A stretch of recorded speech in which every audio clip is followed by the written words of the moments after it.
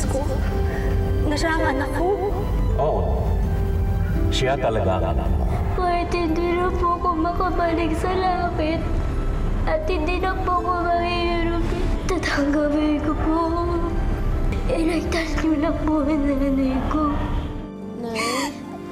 Wala na siya. Iniwan na tayo ng tatay mo. Pinagpalit niya na tayo doon sa babae niya. Pero Nay... Sinabi ng iwan mo ko eh! Iwan mo ko! Angelica, natuwa si Ama dahil handa kang isakripisyo ang sarili mo para sa inay mo. At dahil din sa ginawa mong yan, nakumpleto mo na ang iyong misyon. Pero Noah, ano ang nanay mo? Anong nangyari? Bakit ko tayo minto? Kailangan bumalik tayo sa lupa. May nagpetisyon kay Ama at pinagbigyan niya. Malaki ang sakripisyo niya para sa iyo. Mapalang ka, Melissa. Magkakaroon ka ng pagkakataon na makasamang muli ang anak mo.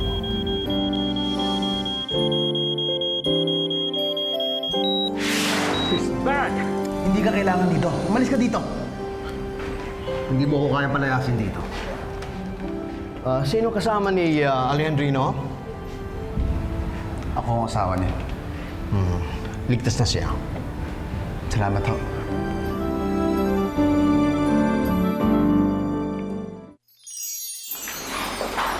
Lisa? Hindi naman ako. Angelica! Saan nagsasabi mo? Palabasin mo nga to. Ay, nanay ka dyan. Huwag mo siya paalisin! Lisa, huwag mo sabihin naniniwala ka sa batang to. Naapektuhan ba utak mo? Alam ko na ang lahat. Nakita ko, Jonas. Buhay ang anak ko.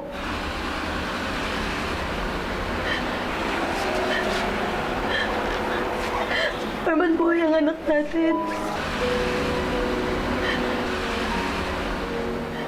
At ikaw, pinalabas mo na patay na ang anak namin. Melissa, ano ba pinagsasabi mo? Hindi totoo yan. Hindi. Totoo ang sinasabi mo, Melissa. Totoong pinalabas lang niya na patay na ang anak mo. Pero ang totoo, ako ang kumupkup sa kanya.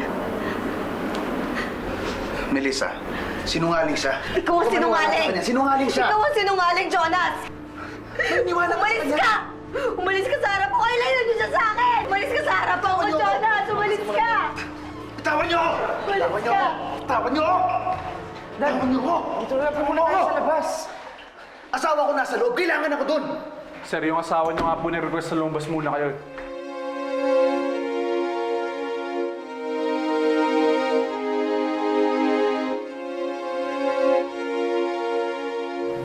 Ano ba, Dad? Baka makasama lang po sa kondisyon ni Mami kung pipilitin niyo lang sarili niyo pumasok doon. Kailangan ako sa loob. Sinisiraan ako dun eh. Sir, hindi kayo pwede pumasok. Tawan mo ako! Sino ka ba, ha? Gusto mo isumbong kita sa hepe mo, ha? Sir, gawin niyo na lahat pero hindi kayo pwede pumasok. Dad, nakakahiya na. Dito na po tayo. Matatanggal kita. Matatanggal kita! Tawan mo nga ako!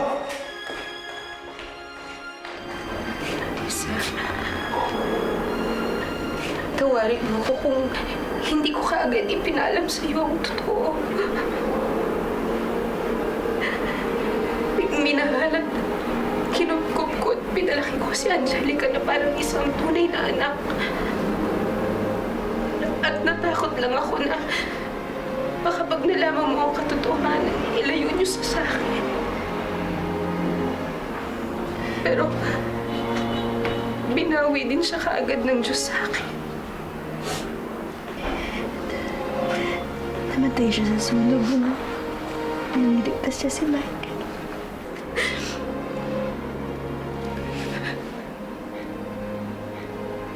Bumalik po ako dito sa lupa bilang anghel.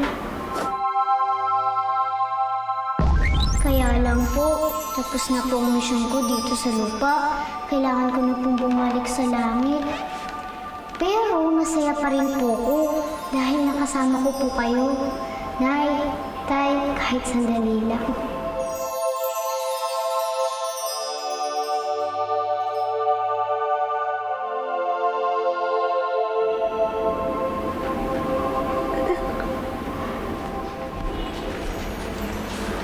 Hayaan nyo na eh. Kita pa naman po ulit tayo eh.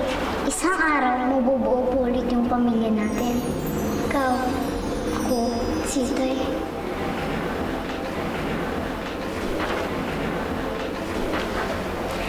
Tay, ikaw na po bahala kay Naya.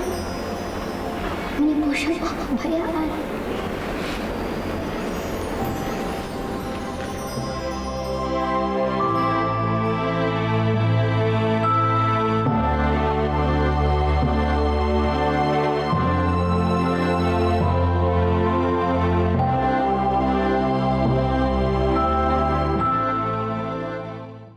Hihintayin ko na magkasama po ulit tayo sa langit.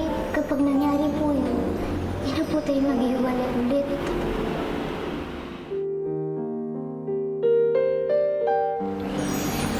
Mami Mari, salamat sa pagiging mabuting ina niyo sa akin. Huwag po kayong mag-alala dahil may magandang plano si Ama para sa inyo. Lapit na po matapos ang paghihirap niyo sa sindikato. At magiging nanay po kayo. Hindi na ako harapin bata.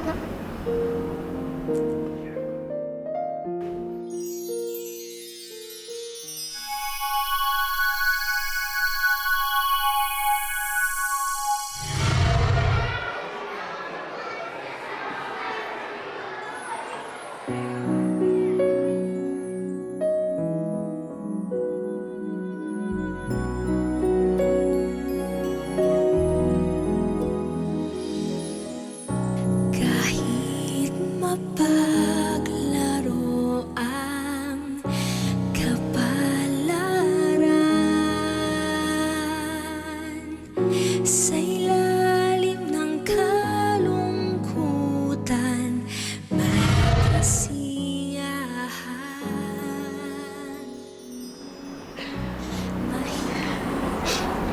Salamat. Yan pong regalo ni Ama para sa inyo. Para sa kabutihan po ninyo. Salamat. Pagkatapos, pakibulong na rin sa kanya para sa akin. Pakisabi maraming salamat. Pero, Nay, kailangan ko na pong bumalik sa langit. Huwag po kayong mag-alala. Hindi naman po ko mawawala sa tabi niyo. Palagi ko po kayo.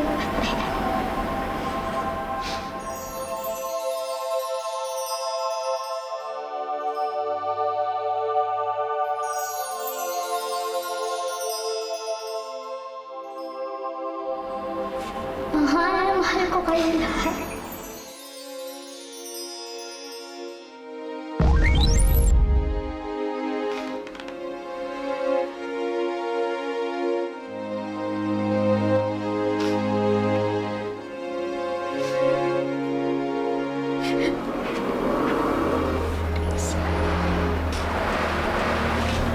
Maraming salamat. Nanay, maraming salamat sa pagligtas mo kay Angelica.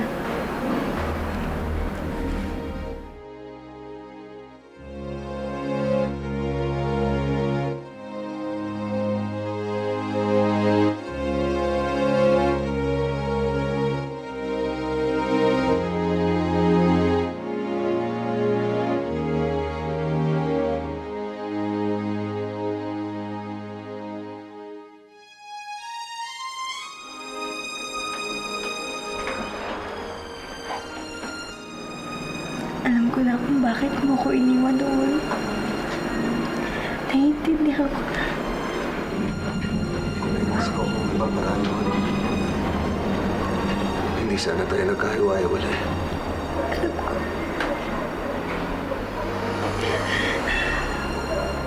Si Jonas ang may kagagawa ng lahat. Pinaglaruan niya ang mga buhay natin.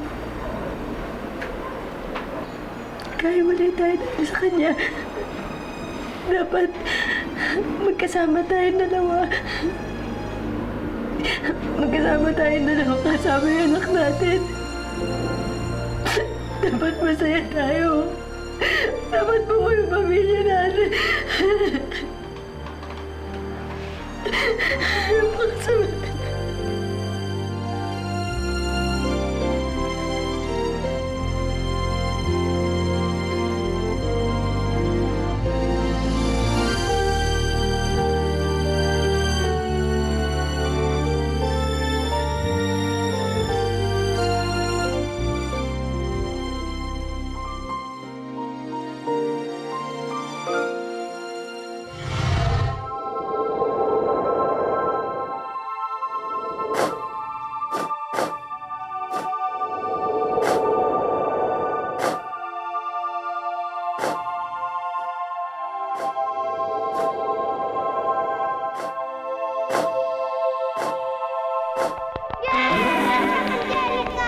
Maligayang pagbabalik, Angelica.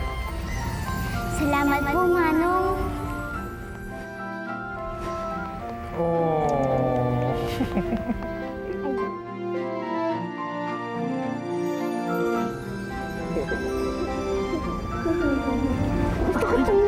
Naiipit yung bata.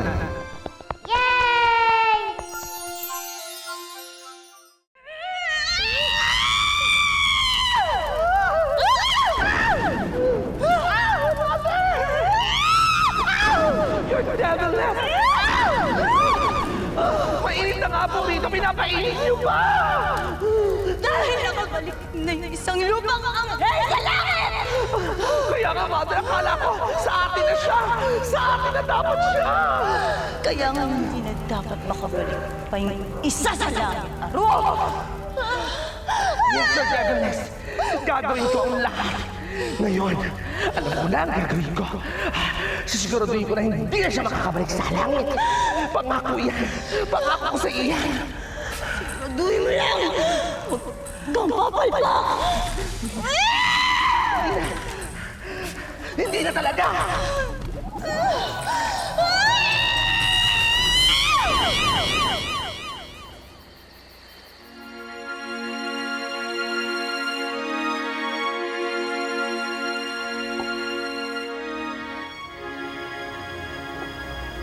At kahit anong gawin ko, si Melissa pa rin ang mahal niya. Bakit siya pa rin yung binabalik-balikan niya?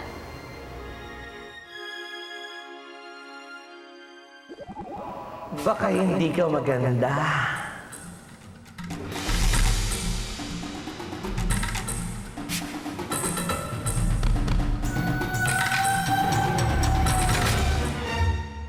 Charity! Charity! Kissing na ni Charity! Angelica? Bakit ganyan na itsura mo? Nananaginip ba ako? Hindi ka nananaginip, Ate Charity. Natapos ko na yung mission ko. Nakabalik na ako sa langit.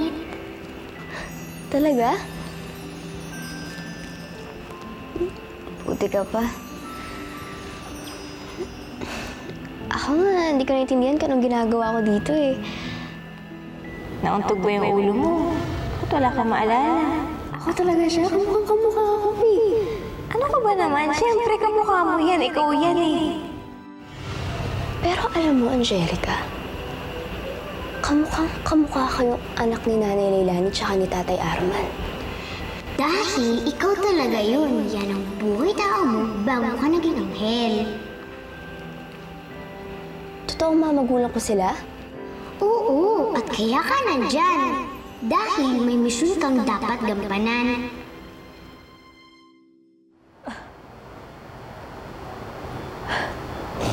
Lasing na ako. Hindi ka lasing, Leilani.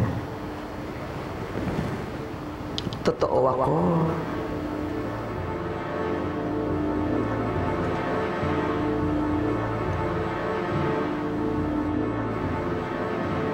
Lasing lang ako. Lasing lang ako.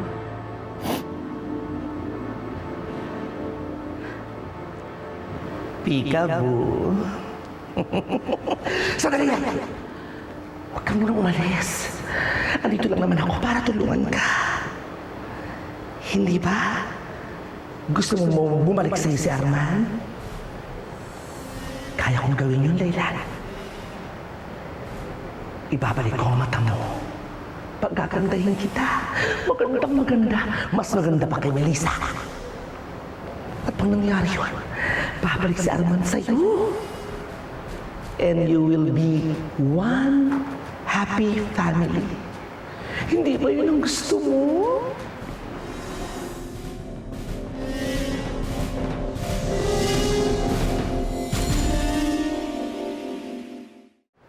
Paano mo gagawin yun? Well, I'm the devil. Lahat kaya kong gawin. All this could be yours, Leilani. Tignan mo. Napakasimple lang naman ang kapalit na hihilingin ko. Kapalit? Of course. Wala nang libre ngayon, darling. Maliit na bagay lang naman ang hihilingin ko. Ang kaluluwa mo. Ang kaluluwa ko? O bakit? Maliit lang yun. Kumpara sa ibibigay ko sa iyong kaligayahan. Kakanta ka muli, babalik si Arman. Maliit na bagay lang ang kaluluwa mo. Ang importante, sasaya ka muli, Laylan. Basta, pag namatay ka, amin na ang kaluluwa mo. Maliit lang yun. Kumpara sa mga bagay na gusto mo.